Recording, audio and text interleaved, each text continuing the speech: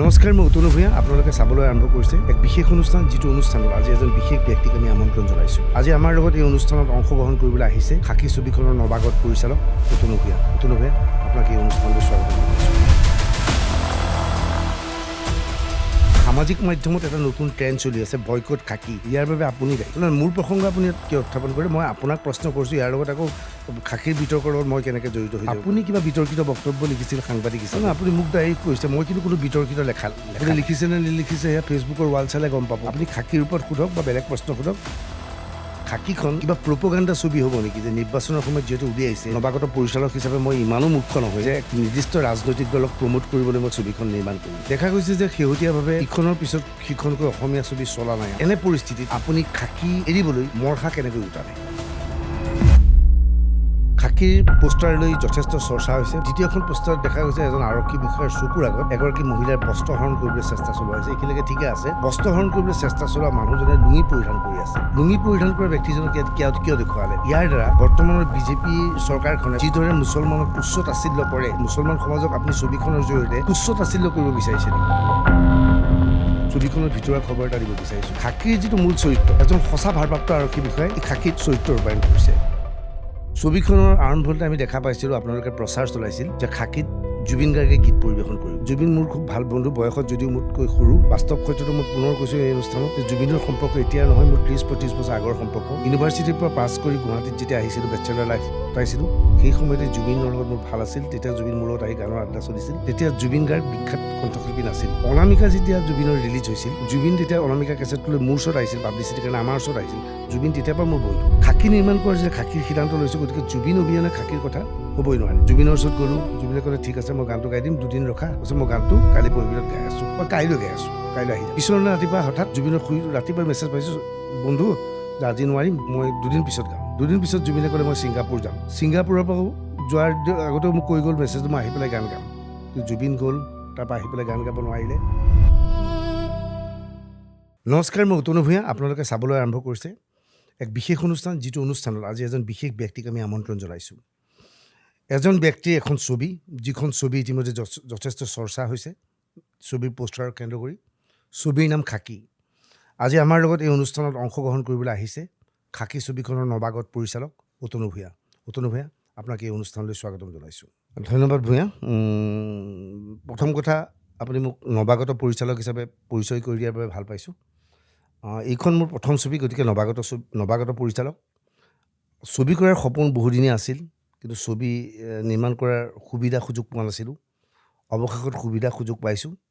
আৰু প্ৰথমখন ছবিত হাত দিয়ে ছবিৰ কাহিনী, চিত্ৰনাট্য, সংলাপ আৰু পৰিচালনা মই নিজে কৰিছোঁ। গতিকে এটা দীঘলীয়া সপোন আছিল এখন ছবি নিৰ্মাণ কৰাৰ। মই ভাবোঁ যে অৱশেষত মোৰ সেই সপোন আজিৰ তাৰিখত পূৰ্ণ হৈছে, এখন ছবি নিৰ্মাণ কৰিবলৈ সক্ষম হৈছোঁ। এটা কথা ঠিক যে চিনেমা পৰিচালনা এতিয়ালৈকে মই নকৰিব পাৰোঁ, কিন্তু মই টেলিভিশ্যন চেনেলত কাম কৰিছিলোঁ, কেমেৰাৰ সন্মুখতো আছিলোঁ, কেমেৰাৰ পিছফালেও আছিলোঁ বিভিন্ন সময়ত। গতিকে এখন ছবি পৰিচালনা কৰিবলৈ বা নিৰ্মাণ কৰিবলৈ যিখিনি জ্ঞানৰ প্ৰয়োজন, সেই সম্যক জ্ঞান মোৰ আছে বুলি মই ভাবোঁ।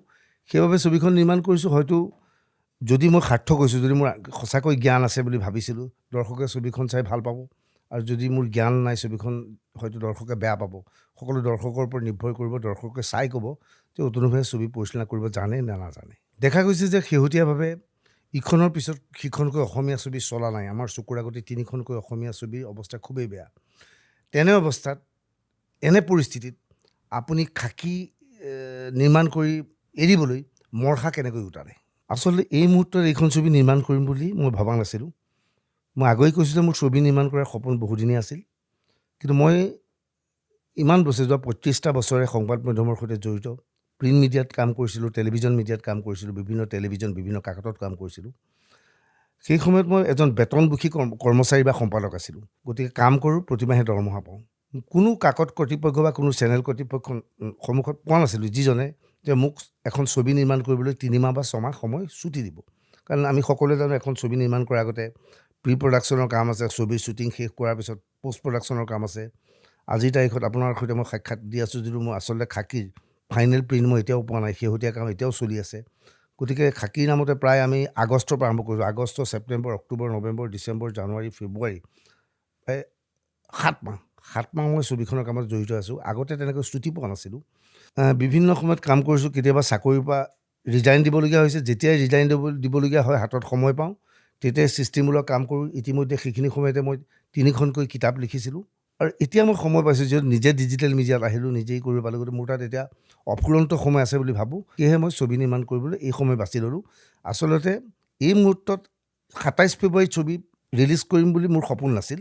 কিন্তু এখন ছবি নিৰ্মাণ কৰাৰ সময়ৰ প্ৰয়োজন আছিল। সেই সময় যিহেতু পাইছিলোঁ, আৰু যেতিয়া ইতিমধ্যে ছবিৰ কাম প্ৰায় শেষ হোৱাৰ পথত, গতিকে মই 27 ফেব্ৰুৱাৰীত ছবি মুক্তি দিয়াৰ সিদ্ধান্ত গ্ৰহণ কৰিছোঁ। আপুনি ইতিমধ্যে কৈছে যে এখন ছবি নিৰ্মাণ কৰাৰ সপোন আপোনাৰ বহু দিনৰ পৰা আছিল। ভাল কথা, মানুহে সপোন দেখিব পাৰে। কিন্তু সেই সপোন বাস্তৱত ৰূপায়িত কৰিবলৈ নিৰ্বাচনৰ সময়টো কিয় বাছি ল'লে? অৰ্থাৎ নিৰ্বাচনৰ সৈতে এই ছবিখনৰ কিবা সম্পৰ্ক আছে নেকি? সপোনৰ কথা ক'বলৈ গ'লে, এক কথাত ক'বলৈ গ'লে যে মই সাংবাদিক নোহোৱাহেঁতেন কি হ'লোহেঁতেন বুলি মাজে মাজে প্ৰশ্ন কৰোঁ। আচলতে মই সৰুতে সাংবাদিক হ'ম বুলি কেতিয়াও সপোনতো ভবা নাছিলোঁ। পঢ়া শুনা কৰিছিলোঁ, চৰকাৰী চাকৰি কৰিম বুলি ভাবিছিলোঁ। দৰং কলেজত পঢ়ি থকা অৱস্থাত ডিগ্ৰী ফাৰ্ষ্ট ইয়াৰতে এখন নাটক লিখিছিলোঁ, উন্মাদৰ দেশত। সেই নাটকখন লৈ গুৱাহাটী বিশ্ববিদ্যালয়ত আমি দৰং কলেজৰ পৰা কৰিবলৈ আহিছিলোঁ। আৰু গুৱাহাটী বিশ্ববিদ্যালয়ত তেতিয়া ইয়থ ফেষ্টিভেলৰ যুৱ মহোৎসৱত সেইখনে শ্ৰেষ্ঠ নাটক, শ্ৰেষ্ঠ পৰিচালক, শ্ৰেষ্ঠ অভিনেতা মই পাইছিলোঁ। এই বহুবোৰ পাইছিলোঁ। ইয়াৰ পিছতে মই গুৱাহাটী বিশ্ববিদ্যালয়ত ভৰ্তি হৈছিলোঁ। গুৱাহাটী বিশ্ববিদ্যালয়ত থকা অৱস্থাত বহু নাটক লিখিছিলোঁ। মোৰ নাটক সৰ্বভাৰতীয় পৰ্যায়তো কম্পিটিশ্যনত গৈ পুৰস্কাৰ পাইছে। সেই কথা বিভিন্নজনে জানে। তেতিয়াই আচলতে মনে মনে ভাবিছিলোঁ যে ৰূপালী পৰ্দালৈ আহিম নেকি, এক্টৰ হিচাপে নহয়, পৰিচালক হিচাপে, যিহেতু মই তেতিয়া বা স্ক্ৰিপ্ট লিখিবলৈ আহিম নেকি, বহুত ইচ্ছা আছিল। আৰু যেতিয়াই সংবাদ মাধ্যমৰ সৈতে জড়িত হৈ পৰিলোঁ, মই এটা দিশ সম্পূৰ্ণ হেৰুৱাই পেলালোঁ। সেয়া হৈছে মোৰ ক্ৰিয়েটিভ বা যি ড্ৰামাৰ লগত মই জড়িত থকা দিশ। যিদিনাৰ পৰা সংবাদ মাধ্যমত জড়িত হ'লোঁ, অৰ্থাৎ 92 মানৰ পৰা হ'ব, 92 মানৰ পৰা জড়িত হোৱাৰ লগে লগে মই সেই দিশটোৰ পৰা সম্পূৰ্ণ আঁতৰি গ'লোঁ। 92ৰ আগৰ যিসকল অভিনেতা অভিনেত্ৰী বা নাটকৰ সৈতে জড়িত ব্যক্তি আছে, ইয়াৰ মাজত কেইবাজনো এতিয়া বিশিষ্ট অভিনেতা, তেওঁলোকে মোক ভালকৈ চিনি পায়। তেওঁলোকৰ লগত একেলগে আমি নাটক কৰিছিলোঁ। কিন্তু মই এই লাইনলৈ গুচি আহিলোঁ। গুচি অহাৰ কাৰণে আচলতে ইমান দিন মই সেই কাম কৰিব পাৰিলোঁ। গতিকে সেই ইউনিভাৰ্চিটিৰ দিনৰ পৰাই মোৰ এটা সপোন আছিল এখন ছবি নিৰ্মাণ কৰা। আৰু খাকী চিমাখন নিৰ্মাণ কৰিছোঁ। নিৰ্বাচনৰ বতৰত ৰিলিজ দিয়াৰ কোনো উদ্দেশ্য নাছিল। মই কৈছোঁ যে মই আজি 2টামান বছৰৰ আগতে টেলিভিশ্যন চেনেল বাদ দি পেলাই নিজাববীয়াকৈ এই পৰ্টেল খুলিছোঁ। মোৰ তাত আজি এবছৰমানৰ পৰা সময় আছিল। গতিকে সময় অকল মোৰ সময় থাকিলেই নহ'ব। মোৰ কাৰিকৰী টীমটোৰ কেমেৰা পাৰ্চনৰ কেতিয়া সময় আছে, DOPৰ কেতিয়া সময় আছে, অভিনেতাৰ কেতিয়া সময় আছে, সকলো মিলাই মেলি আমি আগষ্টত ছবিখন শ্বুটিং আৰম্ভ কৰিছিলোঁ। আৰু মই ভাবোঁ যে চিনেমাখনত কিছু ৰাজনৈতিক থ্ৰিলাৰ, গতিকে ৰাজনৈতিক বাতাবৰণত চিনেমাখনে মুক্তি পালে বিশেষ ক্ষতি নহ'ব বুলি ভাবোঁ। সেয়েহে মই নিৰ্বাচনৰ আগে আগে ছবিখন ৰিলিজ দিব ওলাইছোঁ। কিন্তু নিৰ্বাচনৰ আগে আগে নহয়, ছবিখন যদি 2 বছৰৰ আগতে মই সম্পূৰ্ণ কৰিব পাৰিলোহেঁতেন, হয়তো নিৰ্বাচনৰ 2 বছৰ আগতে ৰিলিজ দিলোহেঁতেন। নিৰ্বাচনৰ সৈতে ছবিখনৰ পোনপটীয়া কোনো সম্পৰ্ক নাই। বেয়া নাপাব, এটা পোনপটীয়া প্ৰশ্ন আপোনাক সুধিব বিচাৰিছোঁ। খাকীখন কিবা প্ৰপোগাণ্ডা ছবি হ'ব নেকি, যে নিৰ্বাচনৰ সময়ত যিহেতু উলিয়াইছে, কোনো ৰাজনৈতিক দলক লাভান্বিত কৰাৰ স্বাৰ্থত এই ছবিখন আপুনি নিৰ্মাণ কৰিছে নেকি? চাওক, নিৰ্বাচনৰ বতৰত এজন নৱাগত পৰিচালক হিচাপে মই ইমানো মূৰ্খ নহয় যে এক নিৰ্দিষ্ট ৰাজনৈতিক দলক প্ৰমোট কৰিবলৈ মই ছবিখন নিৰ্মাণ কৰিম। আৰু এয়া উচিতো নহয়। এই সময়ত তেনেকুৱা ছবি কোনেও নাচায়, মই ভালকৈ জানো। গতিকে এইখন তেনেকুৱা কাকো প্ৰমোট কৰিব নিৰ্মাণ কৰা ছবি নহয়, কোনো প্ৰপোগাণ্ডা ছবি নহয়। কিন্তু হয়, খাকী এখন ৰাজনৈতিক ছবি, পলিটিকেল ছবি। আমি খাকীত এই কথাটো দেখুৱাবলৈ চেষ্টা চলাইছিলোঁ যে অসমৰ ৰাজনৈতিক দলে ভোটাৰৰ মন আকৰ্ষণ কৰিবলৈ কোনে কি ধৰণৰ পন্থা গ্ৰহণ কৰে, কোনে কেনেধৰণৰ টোপ দিয়ে। আৰু সেইবোৰ দৃশ্য যেতিয়া আপুনি খাকীত চাব, মোৰ দৃঢ় বিশ্বাস আপুনি আপোনাৰ কাষৰ ৰাজনৈতিক নেতাজনক ছবিখনত দেখা পাব। মোৰ খাকীৰ ৰাজনৈতিক নেতা বা যিসকল মন্ত্ৰী বিধায়কক দেখুৱাইছোঁ, সেইসকল আমি দেখি থকা মন্ত্ৰী বিধায়কৰ সৈতে একেই। আৰু দ্বিতীয়তে কওঁ যে ৰাজনৈতিক থ্ৰিলাৰ বুলি কৈছোঁ যদিও, খাকী মূলতঃ আৰক্ষীৰ ওপৰত নিৰ্মিত ছবি। খাকীৰ অৰ্থ হৈছে আৰক্ষীয়ে পৰিধান কৰা পোচাকটো। খাকী এখন আৰক্ষীৰ ওপৰত নিৰ্মিত ছবি। আৰক্ষীৰ বিভিন্ন দিশ ইয়াত আমি সন্নিৱিষ্ট কৰিছোঁ। মোৰ আৰক্ষী হিন্দী চিনেমাৰ আৰক্ষীৰ নিচিনা বা একদম কমাৰ্চিয়েল ছবিৰ আৰক্ষীৰ নিচিনা ছুপাৰ কপ নহয়, দিচুম গুলীয়া হিৰো নহয়। মোৰ আৰক্ষী হৈছে আমি চকুৰ আগত দেখি থকা আৰক্ষী থানাৰ বিষয়াসকলক যাক আমি দেখা পাইছোঁ, ৰাস্তাই ঘাটে আমি যাক দেখা পাইছোঁ, তেওঁলোক এই ছবিখনৰ নায়ক। খাকীত মানে সঁচা আৰক্ষীক দেখুৱাব বিচাৰিছোঁ। আৰক্ষী ৰাজনৈতিক হেঁচাৰ সন্মুখীন কেনেকৈ হয় সেই কথাও খাকীত আমি দেখুৱাবলৈ চেষ্টা চলাইছোঁ। এটা প্ৰশ্ন কৰিব বিচাৰিছোঁ ভূঞা ডাঙৰীয়া যে খাকীখন এখন বাণিজ্যিক ছবি নে কলাসন্মত ছবি, যিবোৰ ছবি আচলতে পুৰস্কাৰ পাবলৈ আজিকালি নিৰ্মাণ কৰে। মই পোনে পোনে সুধিছোঁ, এখন পুৰস্কাৰ আশাত নিৰ্মিত কলাসন্মত ছবি হ'ব নে এখন বাণিজ্যিক ছবি হ'ব? চাওক, মই ভাবোঁ যে কলাসন্মত ছবি আৰু বাণিজ্যিক ছবি বুলি কোনো ডিফাৰেঞ্চ নাই। ছবিয়েই। কিন্তু এই কথা এইটো নহয় যে আজিকালি এটা কথা দেখোঁ যে সকলো ক্ষেত্ৰত হৈছে পুৰস্কাৰৰ উদ্দেশ্যৰে নিৰ্মিত।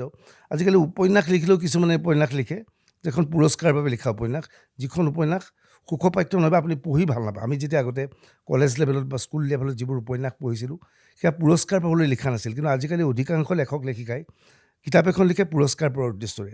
আৰু মই যিহেতু নৱাগত পৰিচালক, এই ছবিখন লিখি মই পুৰস্কাৰ পাবলৈ ছবি নিৰ্মাণ কৰা নাই।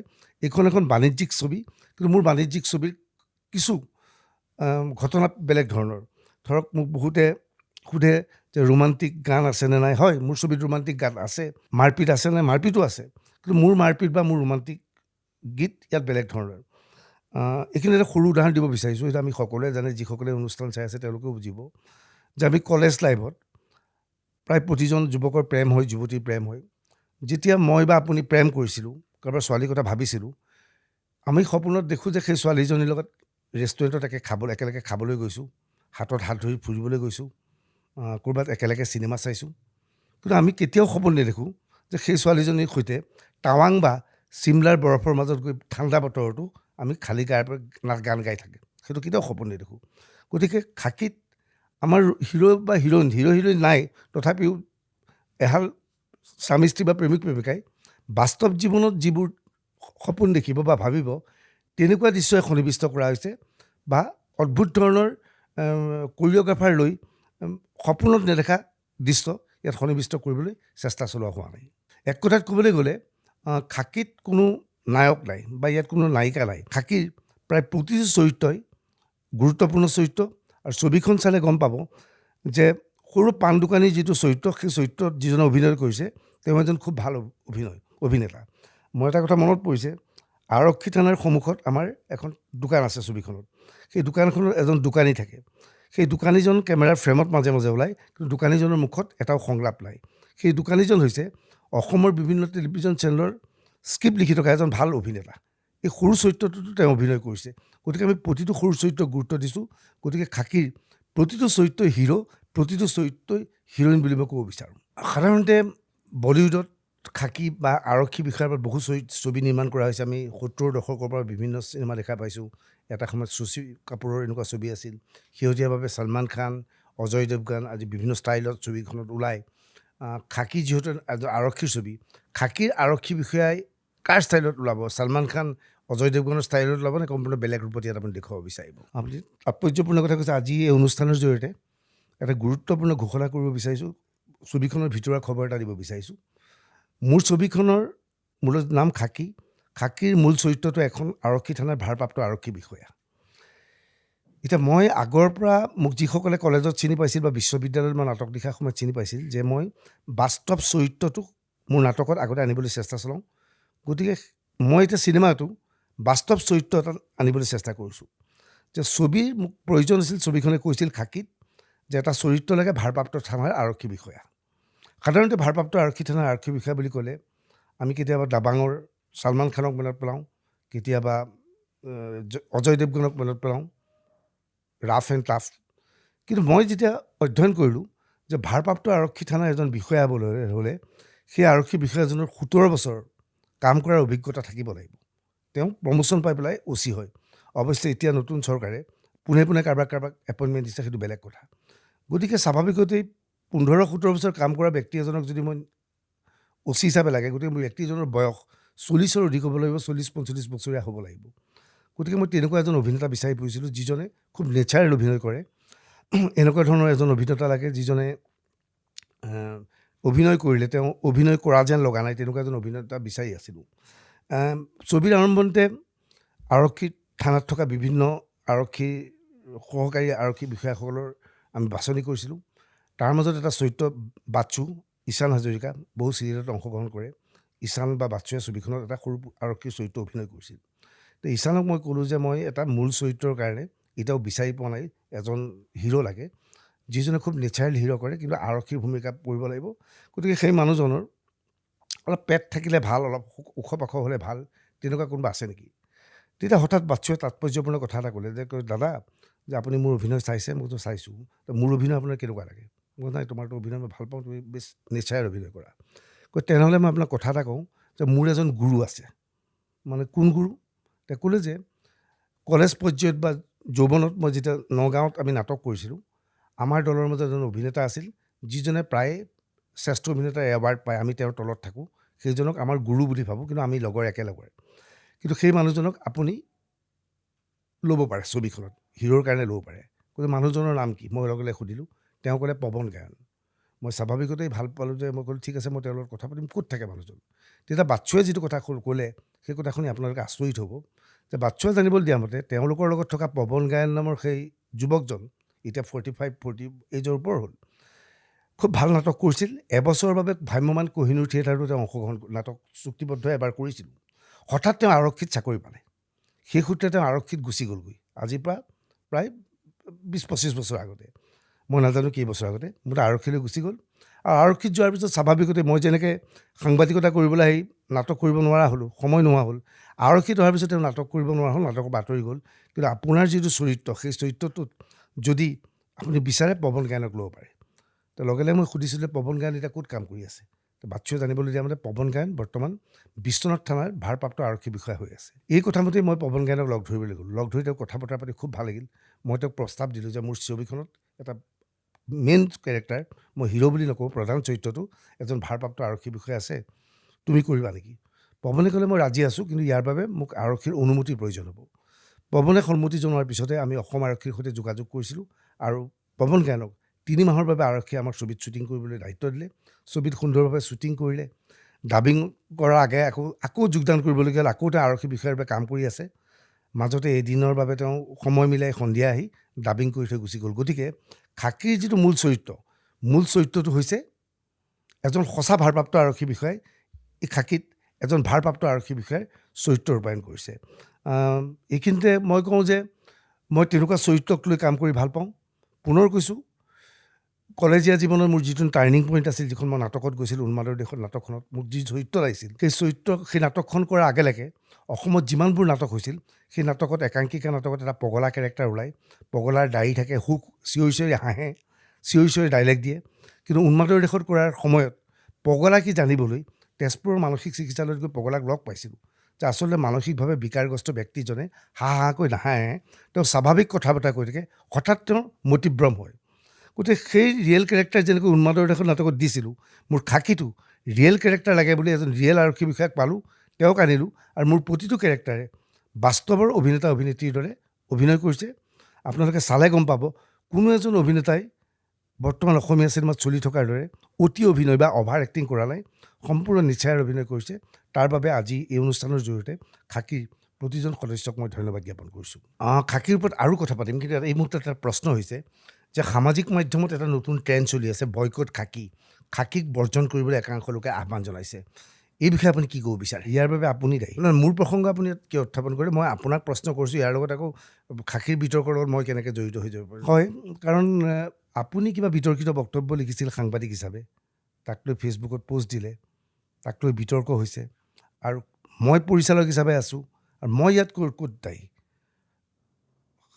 অতনু ভূঞা এজ এ পৰিচালক ফেচবুকত কাৰো বিৰুদ্ধে পোষ্ট দিয়া নাই ফেচবুকত কোনো পোষ্ট দিয়া নাই আপুনি পোষ্ট দিছে আপোনাৰ পোষ্টৰ কাৰণে মই কিয় দোষী হ'ম আৰু মই ভাবোঁ যে সেইটো ভ্ৰান্ত ধাৰণা খাকীৰ সৈতে বয়কটৰ কোনো সম্পৰ্ক নাই খাকীৰ সৈতে আপোনাৰ পোষ্টৰ বা আপোনাৰ বক্তব্যৰ আপোনাৰ ভিউ পইণ্ট বেলেগ খাকীৰ ভিউ পইণ্ট বেলেগ গতিকে আপোনাৰ ভিউ পইণ্ট আৰু মোৰ ভিউ পইণ্ট কেতিয়াও একে হ'ব নোৱাৰিব আপুনি মোক দায়ী কৰিছে মই কিন্তু কোনো বিতৰ্কিত লেখা নাই আপুনি লিখিছে নে নিলিখিছে সেয়া ফেচবুকৰ ৱাল চালে গম পাব কিন্তু মই ভাবোঁ যে সেই বিষয়ে মই মাত মাতিব নোখোজোঁ সেইটো আপোনাৰ কথা আপুনি খাকীৰ ওপৰত সোধক বা বেলেগ প্ৰশ্ন সোধক আপোনাক এতিয়া মই যিহেতু আপুনি মোক সাক্ষাৎ লৈছে গতিকে মই আজি আপোনাক নুসুধোঁ কেতিয়াবা আপোনাক কোনোবাই হয়তো সুধিব মই বোলো বেলেগ প্ৰশ্ন কৰিলে মই ভাল পাম ছবিখন বজাৰলৈ অহাৰ পূৰ্বেই খাকী ফ্লপ হ'ব বুলি আপুনি ভাবে নেকি মই প্ৰশ্ন এইবাবেই কৰিছোঁ যে আপোনালোকৰ এটা টিজাৰ এটা প্ৰমো আপোনালোকৰ দেখা পাইছিলোঁ য'ত পৰিচালক হিচাপে আপুনি অভিনয় কৰিছে আৰু লগত বিশিষ্ট অভিনেতা অৰুণ নাথ আছিল আৰু যথেষ্ট হতাশজনক সেই প্ৰমোটো আছিল আৰু যিসকল দৰ্শকে সেই প্ৰমোটো এতিয়াও দেখা নাই সেই দৰ্শকক এইবাৰ সেই প্ৰমোটো দেখুৱাই ল'ব বিচাৰিছোঁ টেলিভিশ্যন বাদ দি শান্তিৰে ডিজিটেল মিডিয়া চলাই আছিলোঁ কিহে পালে চিনেমা হলে কি দৰকাৰ পৰিছিল খাকি উলিয়াবলৈ গোটেই টেনশ্যন আৰু টেনশ্যন উৰ্লা অতনো সাংঘাতিক মনোকষ্ট পাইছোঁ উৰ্লা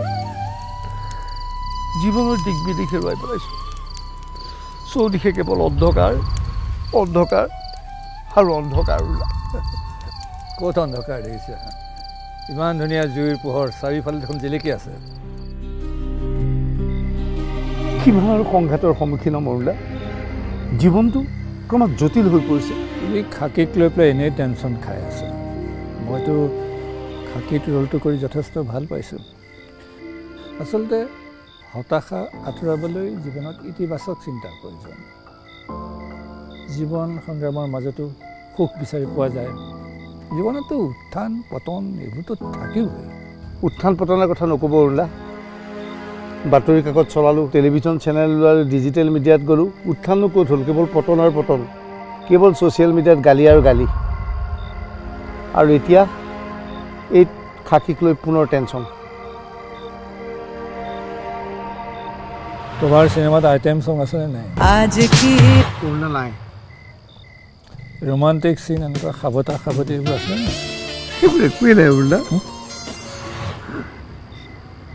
এতিয়া কিন্তু এটা কথা অতনো যদি স্ক্ৰিপ্টখন ভাল হয় তাত যদি এক্টিং ভাল হয় আৰু যদি ডাইৰেকশ্যন ভাল হয় চিনেমা ভাল হ'বই আৰু চিনেমাৰ পোষ্টাৰো ভাল হৈছে গতিকে চিনেমাখনো মই ভাল হ'ব বুলি আশা কৰিছোঁ এতিয়া ভগৱানৰ ইচ্ছা ভগৱানে কৰিলে সকলো ঠিক হৈ যাব আহিছোঁ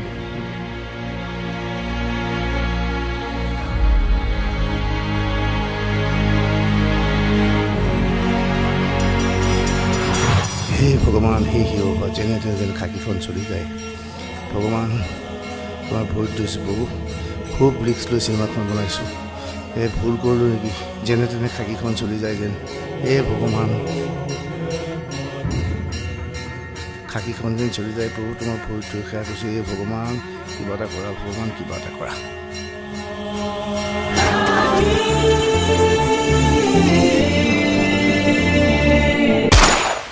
প্ৰমোটো আপোনাৰ দৰ্শকসকলে নিশ্চয় প্ৰমোটো দেখিলে এতিয়া এই প্ৰশ্নটো মই অতনু ভূঞাক সুধিব বিচাৰিছোঁ যে যথেষ্ট নিৰাশজনক এটা প্ৰমো এই প্ৰমোটোৰ জৰিয়তে এটা স্পষ্ট হৈ পৰিছে ছবি নিৰ্মাতা হিচাপে আপুনি যথেষ্ট হতাশগ্ৰস্ততাত ভুগিছে এই হতাশগ্ৰস্ততাত ভোগাৰ মূল কাৰণটো কি বুলি কয় আচলতে ভুল ধাৰণা হতাশাত ভোগাৰ সমগ্ৰ কাহিনীটো চাওক যে নিজে যিটো বস্তু উৎপাদন কৰে এখন ছবি নিৰ্মাণ কৰক বা এখন কিতাপ লিখক বা এটা আৰ্টিকল লিখক বা এটা গান লিখক সৃষ্টাজনৰ মনত সেইটো এটা তেওঁৰ সন্তান নিজৰ সন্তানক সকলোৱে ভাল পায় গতিকে খাকীক বেয়া পোৱা মোৰ কোনো প্ৰশ্নই নাই কিন্তু মই খাকীক লৈ মই সন্তুষ্ট কিন্তু প্ৰশ্ন দুই ধৰণৰ কথা আছে যে পৃথিৱীত কোনো এজন ব্যক্তি নোলাব যিজন ব্যক্তিয়ে নক'ব যে মই বনোৱা চিনেমাখন খুব বেয়া হৈছে তেওঁ ক'ব যে মোৰ চিনেমাখন খুব ভাল হৈছিল কোনোবাই ক'ব চিনেমা ভাল হৈছে নচলিলে কোনোবাই ভাবে যে লিখাৰ পিছত কবিতাটো মই খুবেই ভাল কবিতা লিখিছোঁ মই খুবেই ভাল গল্প লিখিছোঁ প্ৰতিজনৰ নিজৰ ছেটিছফেকশ্যন থাকে গতিকে প্ৰতিজন নিৰ্মাতাই বা প্ৰতিজন পৰিচালকে ছবিখন নিৰ্মাণ কৰাৰ পিছত যেতিয়া দৃশ্যবোৰ চাই নিজকে বিৰাট উৎফুল্লিত অনুভৱ কৰে প্ৰতিটো দেখা গৈছে বিশ্বৰ সকলো ক্ষেত্ৰত বা ভাৰতৰ বা অসমৰ সকলো ক্ষেত্ৰত চিনেমা যেতিয়া প্ৰমোট কৰা হয় প্ৰতিজনে এখন ভাল চিনেমা বুলি প্ৰচাৰ চলোৱা হয় কিন্তু মই পুনৰ কৈছোঁ খাকীত কোনো ডাঙৰ হিৰো হিৰইন নাই অৰুণ দা খুব ডাঙৰ হিৰো বাৰু সেই বেলেগ কথা কিন্তু হিৰো হিৰইনৰ ছবি নহয় তেনে অৱস্থাত আমি প্লেনিং কৰিছিলোঁ আমি কি কৰিব পাৰোঁ তেতিয়া মোৰ ল'ৰা অৱয়ৱে এটা আইডিয়া দিলে যে আমি এটা এনেকৈ ধৰণৰ প্ৰমো এটা উলিয়াব পাৰোঁ নেকি লগে লগে আমি প্ৰমোটোত মই ক'লোঁ খুব ভাল প্ৰমো হ'ব আৰু তেজপুৰত আমি আছিলোঁ তেজপুৰত আমি শ্বুটিং কৰিছিলোঁ আৰু ময়ো কিছু এক্টিং কৰিলোঁ কৰা এক্টিং দেখি পেলাই পিছত মোক দুই এজন অভিনেতা ফোনো কৰিছে নেক্সট চিনেমাত আপুনি এক্টিং কৰিব এক্টিং দেখোন ভালেই কৰিছে আচলতে আমি নিৰাশাজনকভাৱে বুলি কৈ যাতে কিনো নিৰাশা হৈছে বুলি মানুহে চাব চেষ্টা কৰিব সেই বুলি প্ৰমোটো চলাইছিলোঁ আৰু মই ভাল লাগিছে এই প্ৰমোটো দেখাৰ পিছত দুই এটা টেলিভিশ্যন চেনেলৰ স্বত্বাধিকাৰীয়ে মোক ফোন কৰিছিল বিশেষকৈ এজন স্বত্বাধিকাৰী মই নাম নকওঁ যে ভূঞা আপুনি কিয় ইমান হতাশ হৈছে আপুনি হতাশ হ'ব নালাগে আপুনি চিন্তা নকৰিব আপোনাৰ চিনেমাৰ চব এডভাৰটাইজ প্ৰমো মোক দিব মই বিনা পইচাত উলিয়াই দিম আপুনি কোনো চিন্তা কৰিব নালাগে। তেওঁ মোক সেইবুলি সেই সময়ত সকাহ দিছিল। গতিকে আজি এই অনুষ্ঠানৰ জৰিয়তে টেলিভিজন চেনেল আৰু এখন বাতৰি কাকতৰ স্বত্বাধিকাৰীজনক মই ধন্যবাদ জ্ঞাপন কৰিছোঁ।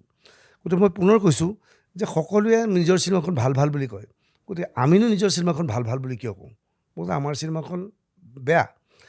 চিনেমাটোত দেখিছে আপুনি, ট্ৰেইলাৰটোত দেখিছে অৰুণনাথে সোধে যে চিনেমাত ফাইট আছে নাই। মই পুনৰ কৈছোঁ যে এইখন চিনেমাত আমি কোনো চাউথৰ পৰা, আজিকালি অসমীয়া চিনেমা নিৰ্মাণ কৰিলে চাউথৰ পৰা ফাইট মাষ্টাৰ লৈ অনা হয়, ৰছীৰে মাৰপিট কৰি দিয়ে, যিহেতু এখন খাকী। স্বাভাৱিকতে হিন্দী চিনেমাৰ নিচিনা আমাৰ খাকী হিৰোৱে দিচুমকৈ মাৰি দিব লাগিছিল, ভিলেন গৈ একদম উৰি যাব লাগিছিল, সেইবোৰ ইয়াত নাই। সাধাৰণতে আজিকালি আইটেম ছং থাকে, মোৰ ইয়াত কোনো আইটেম ছং নাই। ৰোমান্টিক গান থাকে। মই পুনৰ কৈছোঁ, আগতে কৈছোঁ যে মই লাডাখত শ্বুটিং কৰা নাই, চিমলা বা টাৱাঙত হিৰ'ইনৰ গান নাই। ৰোমান্টিক গান আছে, কিন্তু ৰোমান্টিক গানৰ শ্বুটিং তেনেকুৱা হোৱা নাই। গতিকে এইবোৰ যিহেতু নাই, এই যে নাই, সেই নাইটো বুলি কৈ মই কেনেকৈ প্ৰচাৰ চলাওঁ যে মোৰ তাত এইবোৰ নাই, গতিকে আপুনি চিনেমাখন চাবলৈ আহক, এখন সাংঘাতিক ভাল চিনেমা, সেই বুলি ক'লে কোনো দৰ্শকে নাচাব। গতিকে এইবোৰ নাই, তথাপিও এখন ভাল চিনেমা, আপোনালোকে দৰ্শক আহিলে আহক, সেইবুলি আমি দৰ্শকক আহ্বান জনাইছিলোঁ। আচলতে সেইটো এটা প্ৰমো আছিল, আৰু মই ভাবোঁ যে আমি সেই প্ৰমোৰ জৰিয়তে মানুহৰ মাজত সোমাবলৈ চেষ্টা চলাইছিলোঁ। খাকী ছবিখনৰ হিৰো কোন? ইয়াত কোনোবা গ্লেমাৰপূৰ্ণ হিৰো আছে বুলি মই ভবা নাই, কাৰণ যিটো বেনাৰ পোষ্টাৰত কাৰো নাম দেখা নাই, বা কোনো নামী দামী হিৰইনো দেখা নাই। কি আছে আচলতে খাকীখনত অকণমান ক'ব নেকি? গ্লেমাৰ থকা হিৰো হিৰইন নাই। কথাটো এনেধৰণৰ যে আমাৰ ছবিৰ বাজেট খুব ডাঙৰ বাজেট নহয়, এইটো আমাৰ ঘৰুৱা প্ৰডাকশ্যন হাউচ। গতিকে আজিকালি অসমীয়া চিনেমাখন নিৰ্মাণ কৰিলে 5 কোটি 6 কোটি 7 কোটি টকা পৰ্যন্ত খৰচ কৰে, আৰু প্ৰায়বোৰ আজিকালি ছবিত কেৱল অসমতে শ্বুটিং নকৰে, ৰাজ্যৰ বাহিৰলৈ যায়, ক'ৰবাত আজিকালি বিদেশতো শ্বুটিং কৰি আহে। অসমীয়া চিনেমাৰ এইটো খুব ভাল দিশ। কিন্তু যিহেতু আমাৰ বাজেট কম, প্ৰথম কথা, গতিকে আমি খুব নামী দামী হিৰো আনিব পৰা ক্ষমতা নাছিল। আৰু দ্বিতীয় কথা যে মোক চিনেমাৰ চৰিত্ৰই নামী দামী হিৰো অনাৰ প্ৰয়োজনীয়তা আছিল বুলি মই নাভাবোঁ। ছবিখনত মুখ্যমন্ত্ৰী আৰু এগৰাকী বিধায়িকাৰ দুটা গুৰুত্বপূৰ্ণ চৰিত্ৰ আছিল। মুখ্যমন্ত্ৰী চৰিত্ৰটোৰ বাবে মই লগে লগে কথা পাতিছিলোঁ অৰুণনাথৰ সৈতে। অৰুণদাই তেজপুৰত ঘৰ, সৰুৰে পৰা অৰুণনাথক চিনি পাওঁ।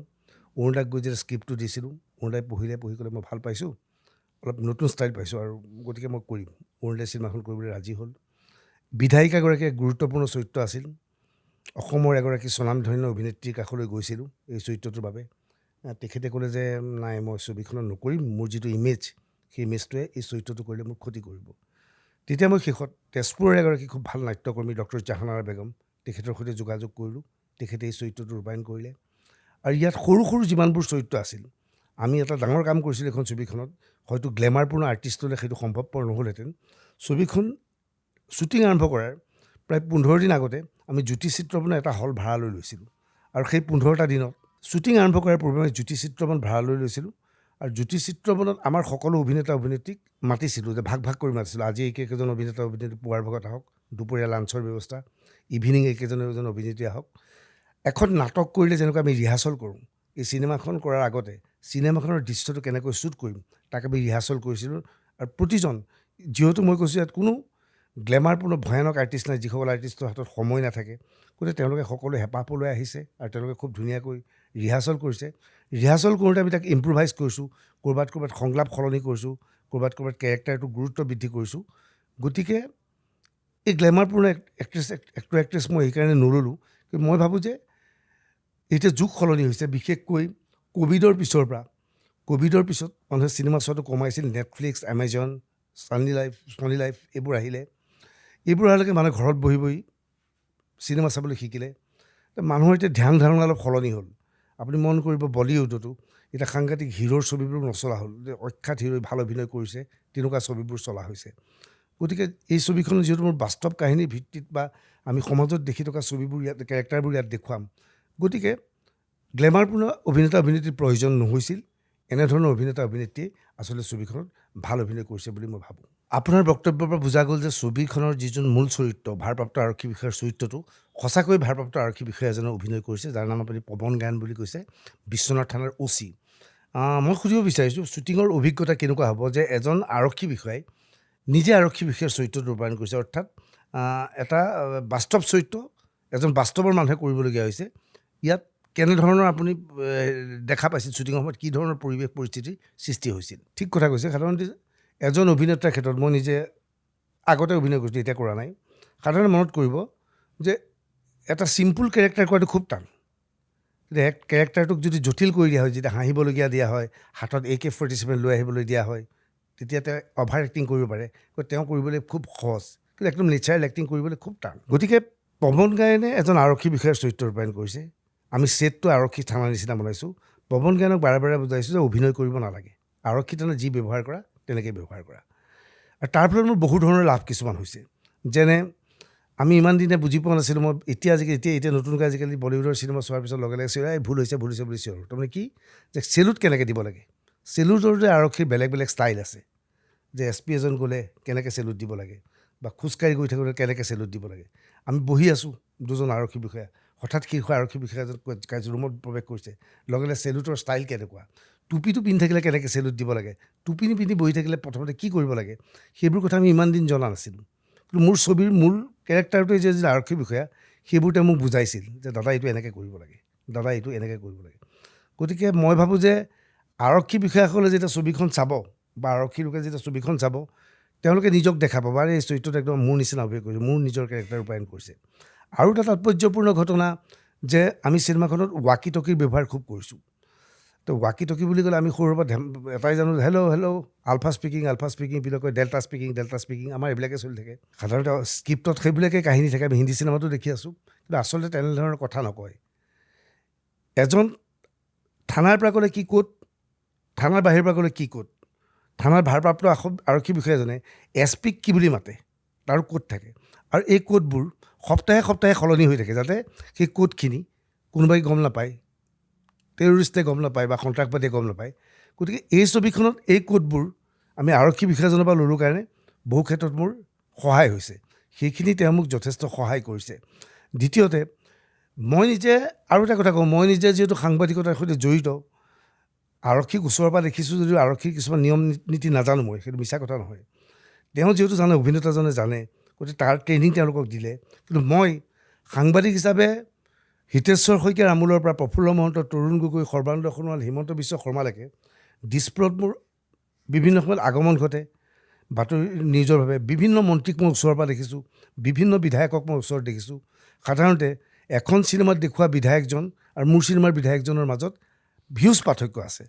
সাধাৰণতে বিধায়ক বুলি ক'লে কৌতুক দেখুৱাবলৈ চেষ্টা চলোৱা হয়, অভাৰ এক্টিং কৰাই দিয়া হয় অসমীয়া চিনেমাত, বলিউডৰ চিনেমাতো একেই ঘটনা। মোৰ চিনেমাত নহয়। মোৰ চিনেমাত বিধায়কগৰাকী কেনেকুৱা, নৰ্মেল বিধায়ক, সেই মোৰ বিধায়ক প্ৰায় 25-30জন বিধায়ক আছে, সেই বিধায়কৰ চৰিত্ৰ বিভিন্ন অভিনেতা অভিনেত্ৰীয়ে অংশ কৰিছে। আৰক্ষী বিষয়া এজনক, এজন OCক কি ব্যৱহাৰ কৰে, OC এজনে এজন MLAৰ ওচৰত কেনেকৈ থাকে, এইবোৰ মই দেখিছোঁ। গতিকে ছবিবোৰত সেই বাস্তৱ চৰিত্ৰবোৰ দেখুওৱা হৈছে, আৰু পৱন গায়ন অহাৰ বাবে মোৰ বহু ক্ষেত্ৰত লাভ হৈছে। ছবিখনৰ আৰম্ভণিতে আমি দেখা পাইছিলোঁ, আপোনালোকে প্ৰচাৰ চলাইছিল যে খাকীত জুবিন গাৰ্গে গীত পৰিৱেশন কৰিব। কিন্তু ইতিমধ্যে পৰৱৰ্তী সময়ত গম পালোঁ যে আমাৰ মাজৰ পৰা জুবিন গাৰ্গ গুচি গ'ল, আৰু ছবিখনত জুবিন গাৰ্গে গীত গাব নোৱাৰিলে। এতিয়া ছবিখনত জুবিন গাৰ্গৰ অনুপস্থিতিত কোনে গীত পৰিৱেশন কৰিলে, আমাৰ দৰ্শকক কিছু জনাব নেকি? আচলতে ছবিখন যেতিয়া নিৰ্মাণ কৰিবলৈ লৈছিলোঁ খাকী, তেতিয়াই জুবিন মোৰ খুব ভাল বন্ধু, বয়সত যদিও মোতকৈ সৰু। বাস্তৱ সত্যটো মই পুনৰ কৈছোঁ এই অনুষ্ঠানত, যে জুবিনৰ সম্পৰ্ক এতিয়া নহয়, মোৰ 30-35 বছৰ আগৰ সম্পৰ্ক। ইউনিভাৰ্চিটিৰ পৰা পাছ কৰি গুৱাহাটীত যেতিয়া আহিছিলোঁ, বেচেলৰ লাইফ কটাইছিলোঁ, সেই সময়তে জুবিনৰ লগত মোৰ ভাল আছিল। তেতিয়া জুবিন মোৰ লগত আহি গানৰ আড্ডা চলিছিল। তেতিয়া জুবিন গাৰ্গ বিখ্যাত কণ্ঠশিল্পী নাছিল। অনামিকা যেতিয়া জুবিনৰ ৰিলিজ হৈছিল, অনামিকা ৰিলিজ হোৱাৰ আগে আগে জুবিন তেতিয়া অনামিকা কেছেটটো লৈ মোৰ ওচৰত আহিছিল, পাব্লিচিটিৰ কাৰণে আমাৰ ওচৰত আহিছিল। জুবিন তেতিয়াৰ পৰা মোৰ বন্ধু।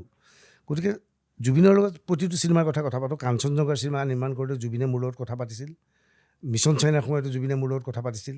আৰু জুবিনৰ দুইখন চিনেমাত মোক দুটা সৰু সৰু চৰিত্ৰত অভিনয় কৰিবলৈ দিছিল। খাকী নিৰ্মাণ কৰাৰ যে খাকীৰ সিদ্ধান্ত লৈছোঁ, গতিকে জুবিন অবিহনে খাকীৰ কথা হ'বই নোৱাৰে। আৰু মই খাকীত জুবিনক এটা গীত ইউজ কৰিব বিচাৰিছোঁ, জুবিনৰ এটা কণ্ঠ ইউজ কৰিব বিচাৰিছোঁ। আজি কিছুমান কথা আপোনালোকৰ আগত ক'ব বিচাৰিছোঁ। বহুতে কথাটো নাজানে যে খাকী নিৰ্মাণ কৰাৰ প্ৰক্ৰিয়া আৰম্ভ হোৱাৰ লগে লগে মই জুবিন গাৰ্গক ফোন কৰি কৈছিলোঁ যে জুবিন, মই এখন চিনেমা নিৰ্মাণ কৰিব ওলাইছোঁ, ছবিৰ নাম খাকী। জুবিনে হাঁহিলে, আৰে তুমি চিনেমা নিৰ্মাণ কৰিব ওলাইছা? মই কি মন গ'ল? মই কি মন গ'ল ভাই, আগতে কৰিছিলোঁ এবাৰ কৰিব লৈছোঁ। আৰে বঢ়িয়া, মই ৰৈ বিনালে ওলাই আছে। তাৰপিছত হ'ল মোৰ ছবিৰ শ্বুটিঙৰ কাম আৰম্ভ হোৱা নাই, আগষ্টৰ পৰা আগষ্টত শ্বুটিং আৰম্ভ হৈছে। সেই সময়ত জুবিনৰ জু ৰোডৰ যিটো ষ্টুডিঅ'টো কিবা মেৰামতিৰ কাম চলি আছিল। জুবিনৰ ওচৰত গ'লোঁ। জুবিনে ক'লে ঠিক আছে মই গানটো গাই দিম, 2 দিন ৰখা, মেৰামতি হৈ লওক। তাৰপিছত এদিন এই ছবিখনৰ সংগীত পৰিচালক ৰূপে আছে বলিউডৰ বিখ্যাত ডেনিয়েল বি জৰ্জ। মই ডেনিয়েল বি জৰ্জৰ কথা আপোনালোকৰ আগত ক'ম। যি কি নহওক এদিন ডেনিয়েল বি জৰ্জ, মই আৰু মোৰ সহযোগী জয়ন্ত ডেকা আৰু ডেনিয়েলৰ পত্নী পৰী ভূঞা আছিলে মোৰ সম্পৰ্কীয় ভগ্নী। পৰীয়ে ডেনিয়েল বি জৰ্জক বিয়া পাতিছে। ডেনিয়েল বি জৰ্জ বলিউডৰ এগৰাকী ভাল আৱাস সংগীত পৰিচালক।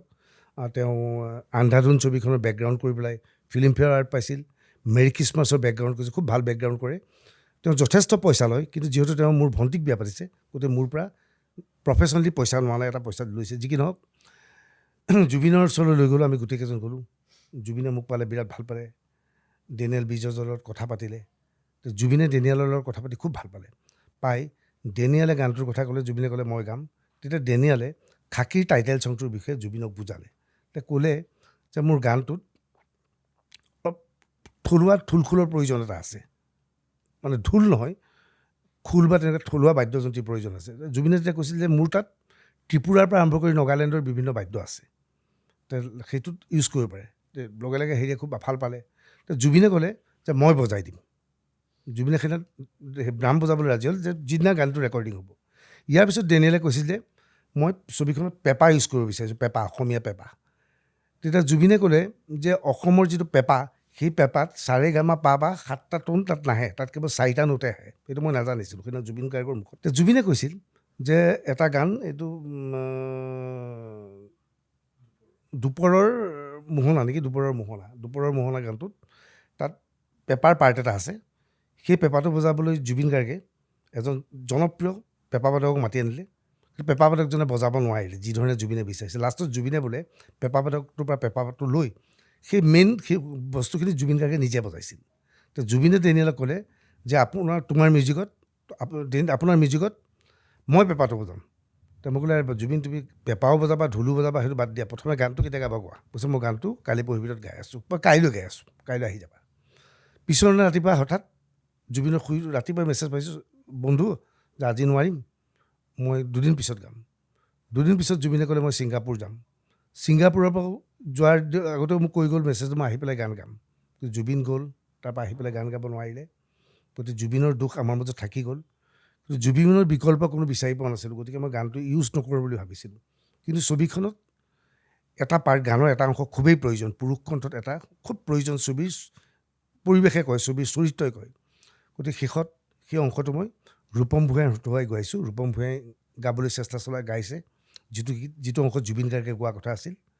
ছবিখনত মোৰ ভণ্টি অনুজা ভূঞাই এটা গান গাইছে, আৰু লগত জয় বৰুৱাই গান গাইছে, আৰু এগৰাকী শিল্পীয়ে গাইছে। সেই শিল্পীগৰাকীৰ নাম মই এতিয়া উচ্চাৰণ নকৰোঁ, সেইটো আমাৰ ছাৰপ্ৰাইজ। ছবিখন নিৰ্মাণ হোৱাৰ পিছত সেই কথা মানুহে গম পাব। খাকীত আপুনি কি নতুনত্ব দেখুৱাম বুলি ভাবিছে? কিবা নতুনত্ব দেখুৱাম বুলি ভাবিছেনে? বহুতে কয় যে অতনু ভূঞাই কি নতুনত্ব দেখুৱায়, ইয়াত কিবা নতুনত্ব আমি দেখা পামনে দৰ্শক হিচাপে? ছবিখনত নতুনত্ব বুলিবলৈ মই কৈছোঁ যে আইটেম ছং নাই, ফাইট নাই, বস্তু একোৱেই নাই।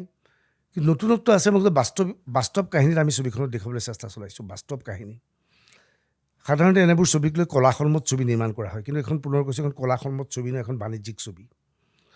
এই ছবিত হিৰো হিৰইন বা গ্লেমাৰ মানুহক, গ্লেমাৰপূৰ্ণ অভিনেতা অভিনেত্ৰীক আমি লোৱা নাই যদিও ছবিখনত কাৰিকৰী দিশত আমি কোনো ক্ষেত্ৰত কম্প্ৰমাইজ কৰা নাই। ইয়াৰ কিছু কথা ক'ব বিচাৰিছোঁ। মই ইতিমধ্যে আপোনালোকক ডেনিয়েল বি জৰ্জৰ কথা ক'লোঁ। ডেনিয়েল বি জৰ্জে ছবিৰ অৱাস সংগীত আৰু মিউজিকৰ কাম মুম্বাইত খুব ধুনীয়াকৈ কৰিছে। মই ইতিমধ্যে দুবাৰকৈ মুম্বাইত গৈ আহিলোঁ। আকৌ হয়তো শেষ মুহূৰ্তত ইতিমধ্যে হৈ গৈছে বুলি তেওঁ কৈছে। ছবিখন নিৰ্মাণ কৰাৰ লগে লগে মই এটা নতুন দিশৰ ওপৰত গুৰুত্ব দিছোঁ, কালাৰ বা DI। আজিকালি অসমীয়া ছবিত DI ব্যৱহাৰ কৰা হয়। সাধাৰণতে অসমীয়া ছবিত যেতিয়া কালাৰ কাৰেকশ্যন বা DI কৰা হয়, সাধাৰণতে কি কৰে, আন্ধাৰখিনিক পোহৰ কৰি দিয়া হয়, মুখখন ৰঙা কৰি দিয়া হয়, ওঁঠখিনি ৰঙা কৰি দিয়া হয়, চুলিখিনি ধুনীয়া কৰি দিয়া হয়, যিটো কালাৰ কাৰেকশ্যন কৰে। কিন্তু মই দেখিছিলোঁ যে যিটো ট্ৰেণ্ড এতিয়া চলি আছে, বিশেষকৈ আপুনি নেটফ্লিক্স, এমাজন বা বিভিন্ন ৱেব ছিৰিজ বা নতুনকৈ যিবিলাক বলিউডৰ ছবি আহিছে বা হলিউডত আগতেই আছিল, যে এটা বিশেষ কালাৰ থিম লৈ ছবি এখন নিৰ্মাণ কৰা হয়, এটা কালাৰ থাকে। গতিকে ছবি নিৰ্মাণ কৰাৰ পূৰ্বেই ছবিখনৰ DOP, ডিৰেক্টৰ অফ ফটোগ্ৰাফী, যিজন আছিল ফটোগ্ৰাফাৰ আমাৰ প্ৰদীপ দৈমাৰীৰ সৈতে আমি কেইবাদিনো বহিছিলোঁ। মই কেইবাখনো চিনেমা দেখুৱাইছিলোঁ, বাহিৰৰ চিনেমা, যে এই কালাৰটো মোক ছবিখনত লাগে, মই ছবিখনত এক বিশেষ কালাৰ দিম, এটা বিশেষ থিম দিম। আৰু সেইমতে আমি ছবি যেতিয়া শ্বুটিং কৰিছিলোঁ, লাইটিঙৰ পজিশ্যন বা সকলো তেনেকৈ ৰখা হৈছিল যাতে ডিআই কৰোঁতে এটা গ্ৰীনিছ কালাৰ এটা ভাবিছোঁ, এটা সেউজীয়া ৰং এটা প্ৰলেপ এটা পৰিব। আৰু ইয়াৰ বাবে খুব ভাল এজন ডিআই মানুহৰ প্ৰয়োজন আছিল। আমি ইয়াৰ বাবে মুম্বাইৰ বিখ্যাত প্ৰসাদ লেবৰেটৰীৰ সৈতে কথা পাতিছিলোঁ। প্ৰসাদত এগৰাকী ডিআই খুব ভাল ডিআই বিশেষজ্ঞ আছে, নাম কিৰণ কুমাৰ কোটা। কিৰণ কুমাৰ কোটা ইতিমধ্যে ৱেডনেছডে, মাদ্ৰাছ কাফে আদি দৰে ছবি কালাৰ কৰিছিল। কিৰণ কোটাৰ লগতো আমি কেইবালানিও আলোচনা হৈছিল আৰু আমি থিম বুজাই দিছিলোঁ যে মোক এনেকুৱা এটা থিম লাগে। সেইমতে কিৰণ কোটাই অতি ধুনীয়া কাম কৰিছে। মই ইতিমধ্যে ছবিৰ কাম চাই মই ছেটিছফাইড, আৰু সেইটো মই ছেটিছফাই হোমেই বাৰ আগতে কৈছোঁ। মই ভাবোঁ যে দৰ্শকে এটা নতুন ৰং, নতুন ৰূপ এটা এই ছবিখনত দেখা পাব আৰু আৱাস সংগীতে এক নতুন দিশ এই ছবিখনত উন্মোচন কৰিব বুলি মোৰ বিৰাট দৃঢ় বিশ্বাস আছে। পুনৰ কৈছোঁ যে ছবিখনৰ প্ৰতিটো চৰিত্ৰক বাস্তৱ চৰিত্ৰ আমি দেখুৱাবলৈ চেষ্টা কৰিছোঁ। আমাৰ আৰক্ষী বিষয়াই, মোৰ ছবিখনৰ আৰক্ষী বিষয়াৰ পেট আছে, আমাৰ আৰক্ষী বিষয়াই ঘুচু খায়, আমাৰ আৰক্ষী বিষয়াই খাকীৰ আৰক্ষী বিষয়াই চিণ্ডিকেটৰ ভাগো পায়, আমাৰ আৰক্ষী বিষয়াই ওপৰলাই নিৰ্দেশত উঠা বহা কৰিব লাগে, সেইবোৰ দেখুৱাইছোঁ। লগতে আৰক্ষীয়ে কেনেকৈ আপোচ কৰিব লাগে, কেনেকৈ কম্প্ৰমাইজ কৰিব লাগে, আৰক্ষীৰ পাৰিবাৰিক অৱস্থাটো কি থাকে, ঘৰখনত আৰক্ষীজনৰ কি অৱস্থা, তাৰ এনে কিছুমান দৃশ্য দেখুৱাইছোঁ যিবোৰ চাই দৰ্শকৰ অন্তৰাত্মা কঁপি উঠিব বুলি মোৰ দৃঢ় বিশ্বাস। ৰাতিৰ আন্ধাৰ কোলা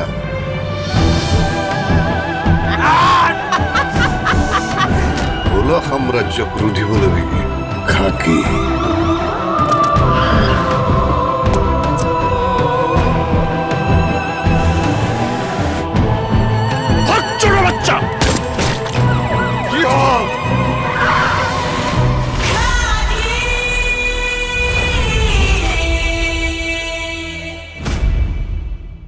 খাকীৰ পোষ্টাৰলৈ যথেষ্ট চৰ্চা হৈছে। মই বিশেষকৈ দুখন পোষ্টাৰৰ কথা ক'ব বিচাৰিছোঁ। এখন পোষ্টাৰত দেখা হৈছে যে ৰাজনৈতিক নেতা এজনক আৰক্ষী বাহিনীয়ে ভৰ দাঙি আছে, কান্ধত উঠাই আছে। ভাল হৈছে পোষ্টাৰখন, মই চৰ্চা হৈছে যথেষ্ট। দ্বিতীয়খন পোষ্টাৰত দেখা গৈছে এজন আৰক্ষী বিষয়াৰ চকুৰ আগত এগৰাকী মহিলাৰ বস্ত্ৰহৰণ কৰিবলৈ চেষ্টা চলোৱা হৈছে। এইখিনিলৈকে ঠিকে আছে। বস্ত্ৰহৰণ কৰিবলৈ চেষ্টা চলোৱা মানুহজনে লুঙি পৰিধান কৰি আছে। লুঙি পৰিধান কৰা ব্যক্তিজনক ইয়াত কিয় দেখুৱালে? অৰ্থাৎ ইয়াৰ দ্বাৰা বৰ্তমানৰ বিজেপি চৰকাৰখনে বা বিজেপি দলটোৱে যিদৰে মুছলমানক তুচ্ছ তাচ্ছিল্য কৰে, সেই কথাটো ইয়াত আপুনি দেখুৱাব বিচাৰিছে মুছলমান সমাজক আপুনি ছবিখনৰ জৰিয়তে তুচ্ছ তাচ্ছিল্য কৰিব বিচাৰিছে নেকি? আপোনাৰ দৃষ্টিভংগী আৰু মোৰ দৃষ্টিভংগী একে নহ'ব পাৰে। আপুনি বিভিন্ন সময়ত আপোনাৰ পোষ্টত, আপোনাৰ বক্তব্যত মুছলমানৰ বিৰুদ্ধে লিখিব পাৰে। কিন্তু মোৰ ছবিখন চোৱাৰ পিছত যে ক'ব লাগিব যে এইখন কোনো মুছলমান বিৰোধী ছবি নহয়।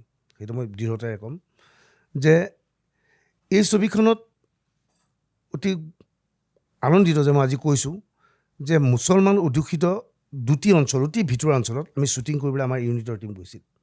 ছবিখনত প্ৰয়োজন আছিল প্ৰায় 500 পৰা 1000 স্থানীয় লোকে লুঙি পৰিধান কৰা মানুহ, টুপি পৰিধান কৰা মানুহে অংশগ্ৰহণ কৰিব লাগে। আমি তেওঁলোকক ক'লোঁ, তেওঁলোকে আমাক যিধৰণে সহায় কৰি ছবিখনত অংশগ্ৰহণ কৰিলে সেই কথাত মই নিজেই মানে অভিভূত হৈ পৰিছোঁ। ছবিখনৰ এটা ভয়ানক দৃশ্য আছিল। আৰক্ষীয়ে গাড়ীখন পূৰ্ণগতিত চলাই আহোঁতে সন্মুখত এজাকে ভেটা দিবলৈ চেষ্টা চলাওঁতে এজন ল'ৰাৰ গাৰ ওপৰত ভৰিৰ ওপৰত গাড়ীখন উঠি গৈছিল। লগতে আমি ভয় খাই গৈছিলোঁ, ভয়ানক ঘটনা ঘটিব। কিন্তু সৌভাগ্যক্ৰমে একো নহ'ল। এজন ভৰিত ওপৰত উঠিলে যদি কোনো দুখ নাপালে। আৰু স্থানীয় লোকে ক'লে একো নহয়, আকৌ আমি আৰম্ভ কৰোঁ। ইয়াৰ পিছতো আমাৰ আকৌ শ্বুটিং আৰম্ভ হৈছিল। আৰু এই ছবিখনত এখন মুছলমান বিবাহ দেখুওৱা হৈছে, যিখন বিবাহত উপস্থিত থকা 80% লোকেই মুছলমান লোক। আৰু মুছলমান লোক মানে আমি তথাকথিত মিয়া বুলি কওঁ, তেওঁলোকৰ আছে। আৰু এই ছবিখন চাই তেওঁলোকে নিজক দেখা পাব, তেওঁলোকৰ ভাষা ইয়াত ব্যৱহাৰ কৰা হৈছে, তেওঁলোকক কোনো ধৰণৰ অপমান কৰা হোৱা নাই।